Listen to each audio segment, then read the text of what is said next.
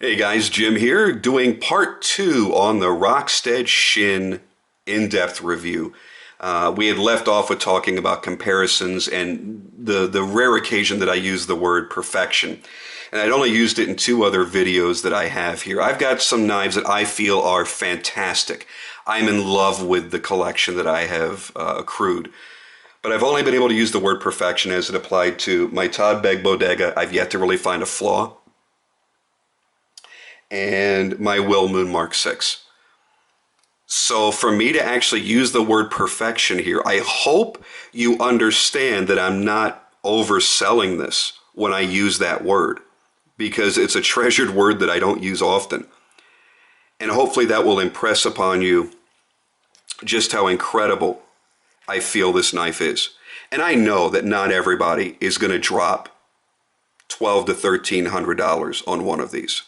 And I know that even those that did would not probably use this as an everyday carry and actually cut things with it and subject it just to sliding in and out of your pocket every day and getting those minor scratches in the hard anodized frame.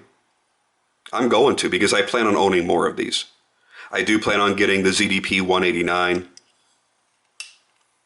mirror polish version of the SHIN.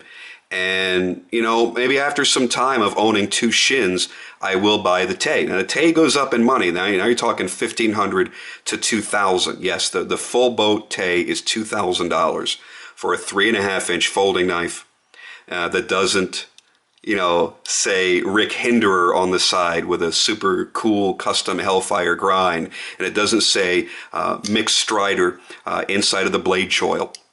So it's a little bit hard for people to fathom that. I'm going to tell you right now,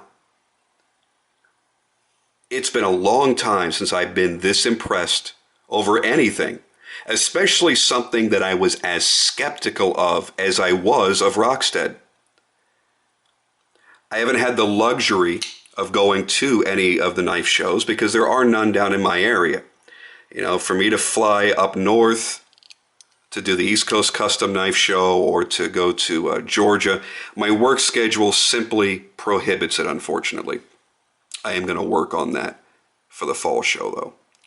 So I haven't had a chance to hold one of these in my hand. This is, when you open and close it, it's like Sebenza 5 times smoother, maybe 10 times smoother. That legendary smoothness the Sebenza has, this is smoother and, by the way, faster. It's a faster opening.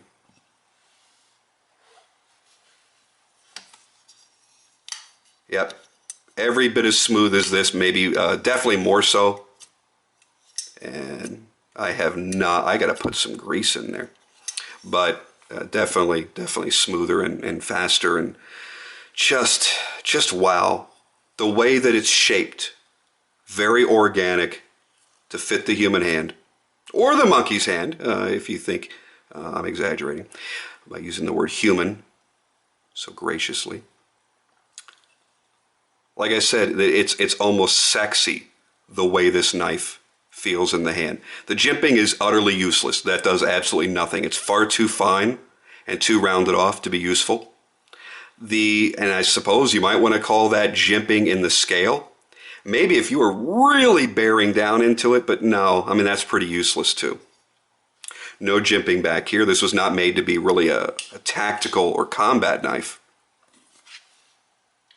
So they probably didn't see the need to do that.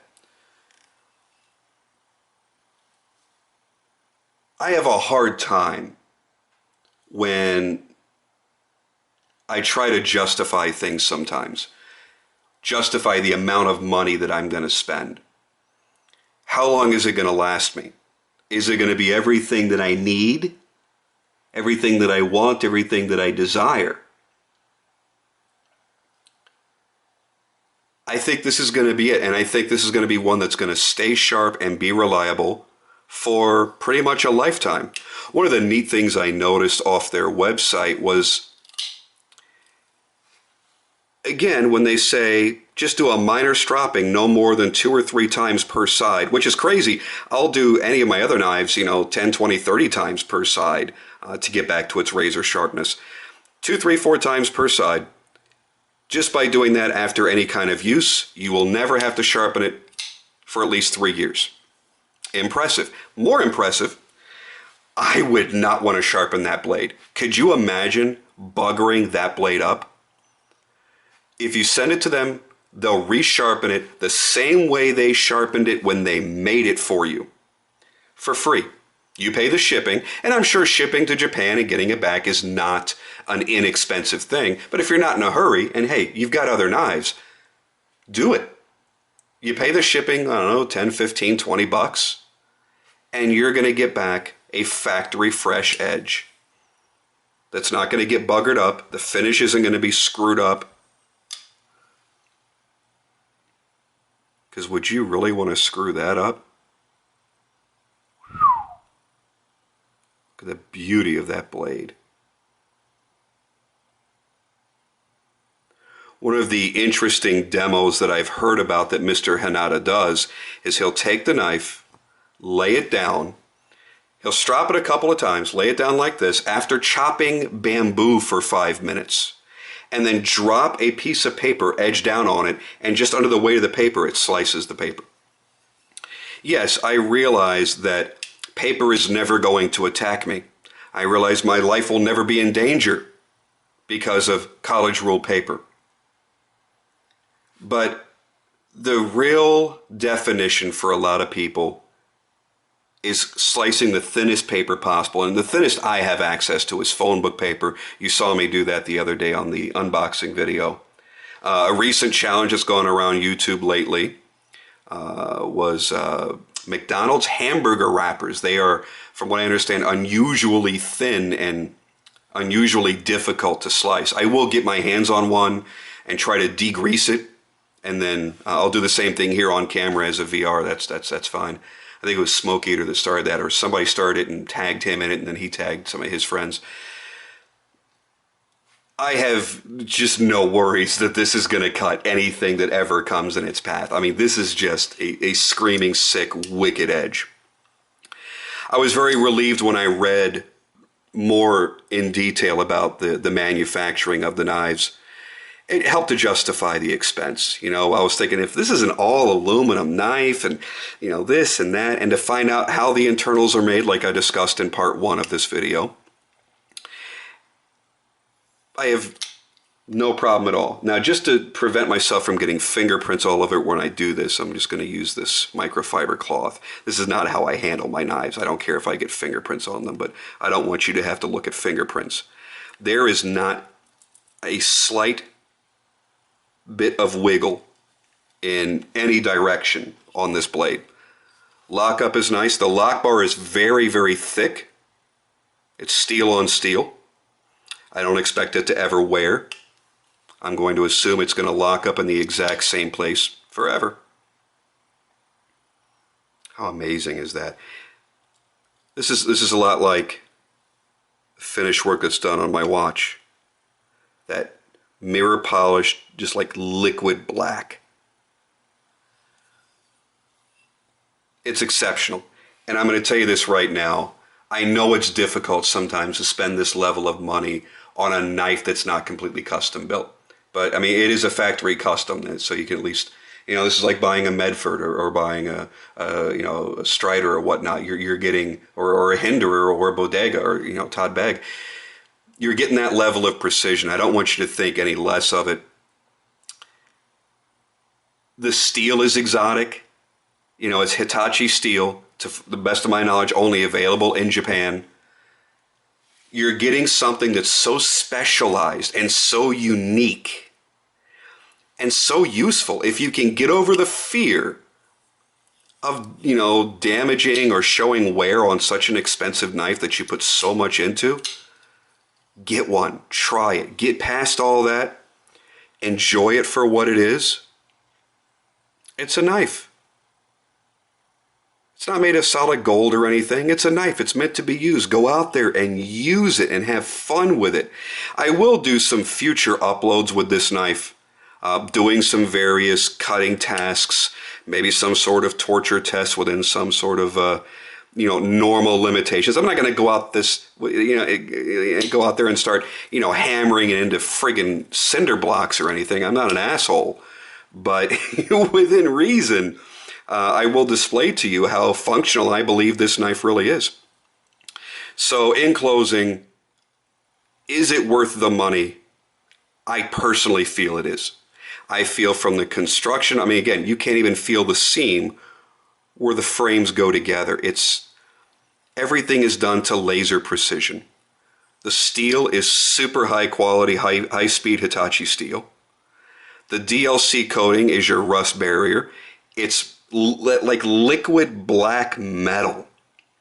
The edge is one of the very few that I've handled that I actually have a slight bit of fear when I open the knife, because I know what it's capable of, and I found out the hard way, unfortunately, on my little bitty finger yesterday.